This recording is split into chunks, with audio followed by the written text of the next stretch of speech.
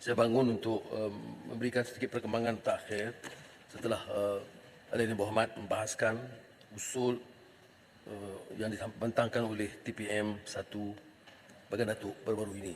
Dan saya ucap terima kasih kepada kerajaan atas kesediaan keseluruhan Al-Ain Berhormat menyatakan penegasan kita terhadap kezaliman, penindasan, pemerasan Israel terhadap Palestin, khususnya di Gaza.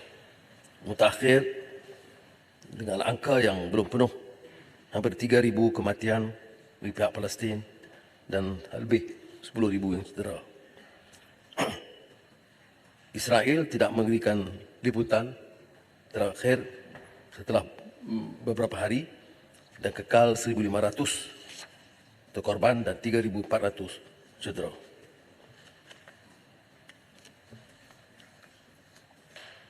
Masalah ini telah merebak ke wilayah Arab.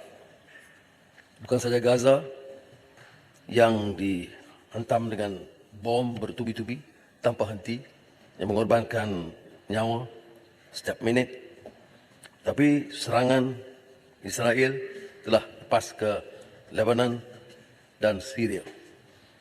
Tentera Israel mengebom selatan Lebanon selepas serangan peluru berpandu ke atas perkampungan sepadan Stula berhadapan dengan bandar Lebanon Aitasha.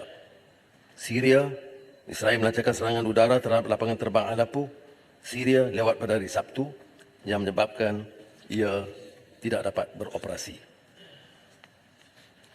Menteri Luar telah menghubungi dengan negara Arab, Turki yang terlibat, dan saya sendiri sepanjang Sabtu dan Ahad telah menghubungi ketua-ketua negara menyatakan bahawa langkah harus lebih tegas dan keras untuk menyekat kepungan menyeluruh ke atas Gaza dan arahan keras Israel memaksa rakyat Gaza meninggalkan tanah air mereka. Pendirian kita, Tan Sri, yang betul adalah jelas. Politik di Palestin ialah politics of dispossession. Tanah, harta benda mereka telah dirampas dan kita mesti kembalikan hak mereka, orang Palestin, ke atas tanah air mereka. Jadi apa yang akan berlaku ialah pada malam ini Menteri Luar akan berlepas ke Jeddah atas undangan Putera Mohammed bin Salman, Perdana Menteri, dan OIC untuk mengadakan sidang. Saya akan melepas pada hari Khamis. Pertama, ke Riyadh untuk persidangan yang tetap di antara GCC dan ASEAN, dan Putera Perdana Menteri Mohammed bin Salman menelpon saya beberapa hari yang lalu minta saya sambung 1 hari 21 bulan supaya diadakan perbincangan dan acara rasmi di Arab Saudi. Dan saya akan berbincang dengan beberapa teman lain, UAE, Qatar, Mesir dan Turki, sama ada perlu untuk mengadakan beberapa pertemuan lain dengan pemimpin-pemimpin negara lain. Walau bagaimanapun, saya ingin jelaskan di sini bahawa sesuatu yang lebih segera harus dilakukan. Barat, Eropah mengambil sikap kepupuraan, hypocritical, keras terhadap Rusia dalam isu Ukraine dan mengizinkan kezaliman berterusan. Setiap persoalan dalam pertemuan, dalam perbincangan yang mereka mahu tahu dari kita ialah tindakan Malaysia harus mengecam Hamas. Saya beritahu bahawa kita dari segi dasar memang ada hubungan dengan Hamas dari dulu dan ini diteruskan. Dan kita tidak oleh demikian bersetuju dengan sikap mereka untuk menekan kerana Hamas juga menang di Gaza melalui pilihan raya bebas dan rakyat Gaza memilih mereka untuk memimpin. Saya telah umumkan bantuan 10 dan insyaAllah pada hari Khamis ini, lengkap sebelum saya berangkat ke Arab Saudi, 100 juta yang akan disalurkan khusus ke Gaza untuk tabung kebajikan kemanusiaan dan perubatan. Masalahnya ialah dalam perbincangan kita dengan beberapa negara, masuk Turki dan maklumat daripada Mesir, apa yang dilakukan oleh Israel, keengganan mereka membuka sempadan. Jadi ada 3 pesawat Turki sudah sampai ke pelabuhan dekat sempadan Gaza, tetapi sempadan Rafah Gaza itu tidak dibuka. Beberapa negara lain, Arab Saudi, UAE dan Qatar juga mengirim bantuan perubatan dan makanan, tetapi tersangkut. Kerajaan pemerintah zalim Israel telah menghalang pembukaannya. Maka dimaklum kepada Mesir, sekiranya dibuka akan dibenarkan, akan dipaksa rakyat Palestin Gaza untuk keluar daripada Gaza, menyeberang. Pihak kita mahu dibuka untuk mengirim makanan dan perubatan. Jadi ini tidak dilakukan, dan apa yang berlaku ialah disekat dan dibom kemasukan di Salahuddin. Jadi bantuan kemanusiaan harus disegerakan. Di satu yang saya kata hipokritikal, kerana negara Amerika Syarikat dan Barat sampai tidak boleh menyatakan persetujuan untuk memberikan makanan minuman bagi orang yang sudah cedera parah dan kehilangan semuanya, dan beberapa kawasan Gaza telah hilang keperluan minuman, air bersih dan juga makanan. Pilihan diberikan kepada mereka, majoriti tidak diterima.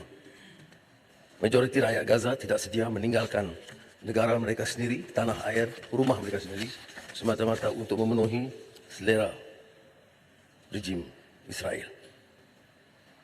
Saya telah beri mandat penuh kepada Menteri Luar untuk berbincang dan mengambil keputusan apa sahaja yang mungkin untuk menyegerakan bantuan kemanusiaan dan apa juga tindakan yang disepakati oleh negara-negara jiran supaya dapat dilaksanakan tindakan ini dengan lebih berkesan. Saya juga telah beri pengakuan kepada ketua-ketua negara dalam mengundang kita untuk bersama, seandainya perlu, bahawa Malaysia akan bersama dengan rakan-rakan kita, jiran-jiran dan negara Arab dan juga negara-negara lain yang lebih menunjukkan simpati mereka, kefahaman mereka, termasuk Rusia dan China. Bila ditanya apakah kita setuju dengan tindakan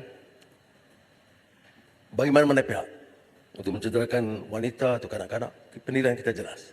Tanpa mengira siapa, kita tidak bersetuju dengan apa-apa langkah yang mengenai orang-orang yang tidak berdosa. Tetapi dalam hal ini, Tan Sri Bertuah, jika tidak ada tindakan tegas, ia akan jadi satu genocide war. Kalau di Asia Tenggara kita faham dengan killing fields, apa yang akan berlaku di Gaza dalam beberapa hari ini, kalau dunia tidak berupaya, ialah dunia mengizinkan pembunuhan ramai-ramai ke atas rakyat Gaza dan Palestin. Saya ingin hanya menyatakan bahawa sudah sampai ketikanya di mana kerajaan Malaysia dengan dukungan yang diberikan akan bersama dengan rakan-rakan untuk melakukan apa sahaja yang perlu. Saya harap Tan Sri Bertuah faham apa yang dimaksudkan dalam perbincangan-perbincangan kita ini dengan wakil-wakil negara. Itu nampak keresahan itu sudah meluap dan nampak sudah ada jalan buntu, terutama kerana Israel diberi dukungan penuh oleh Amerika Syarikat dan Eropah. Ada di Malaysia juga yang menyatakan suara bahawa kita enggan mengatakan pasukan tentera. Pimpinan tentera minta saya sampaikan adalah tidak adil untuk mana-mana kalangan dalam penyampaian mesej mereka, dalam tazkirah mereka untuk menyinggung hal ini. Ini bukan keputusan kita boleh hantar dengan mudah. Mau hantar tentera, termasuk pendamai atau keamanan ataupun koridor kemanusiaan, itu mesti disepakati oleh negara jiran. Kalau tidak, pesawat kita tidak boleh land. Jadi saya minta supaya ada kefahaman. Jangan dikelirukan rakyat. Kalau apakah dikatakan perlu, kita sepakat sebagai suatu komuniti, ummah, bersama dengan rakan-rakan kita dan jiran untuk memutuskan apa sahaja yang perlu untuk menyelamatkan rakyat daripada terus dizalimi dan jadi mangsa kepada kekejaman rejim Israel. Saya ingin sekali lagi mengulangi penghargaan saya kepada Tan Sri dan rakan-rakan, dan peringkat awal ini Menteri Luar akan mewakili kita untuk menyampaikan pandangan kita dengan satu matlamat, iaitu menyelamatkan keadaan sekarang, dan keduanya mengambil langkah-langkah apa saja yang perlu.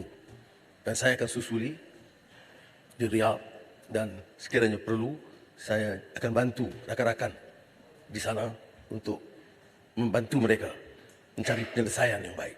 Terima kasih.